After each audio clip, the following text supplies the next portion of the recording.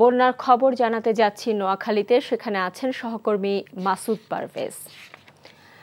মাসুদ, নোয়াখালীতে তো বন্যার পানি কমছে, তো এখন সার্বিক চিত্র কেমন?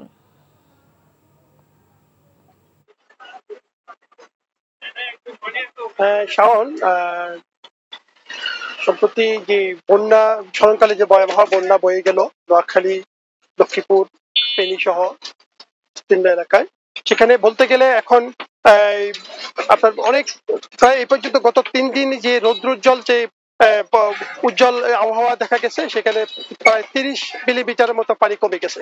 এখানে আপনি আমার পিছনে দেখতে পাচ্ছেন, এখানে একটা গুরুত্বপূর্ণ সড়কে আমি দাঁড়িয়ে আছি।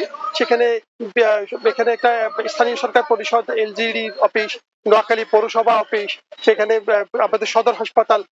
তো বর্তমানে যে পানি কমার সাথে সাথে এখানে যে সে ভয়াবহ আকার ধারণ করছে, সেখানে মানুষের পেটের পীড়া, শিশুদের সমস্যা, শিশুদের জ্বর, সর্দি সবকিছু মিলিয়ে এখন হাহাকার অবস্থা। নোয়াখালী জেলা হাসপাতালে রোগীর জন্য ঢোকা যাচ্ছে না। সেখানে অত্যন্ত গুরুত্বপূর্ণ এই সড়কে এখনো কিন্তু পানি জমে আছে। এখানে এই পানি বর্ষাকাল ছাড়াও এখানে সবসময় জলমগ্ন হয়ে থাকে, রাস্তা খানাখন্দ হয়ে থাকে।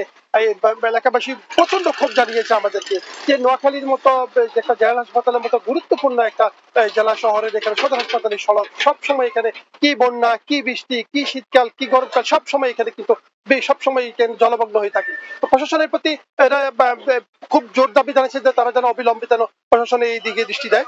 আর এখানে বলতে হ্যাঁ, নোয়াখালীর এই ছিল আমার কাছে এই সর্বশেষ খবর। জানছিলাম নোয়াখালীর বন্যা পরিস্থিতির খবর।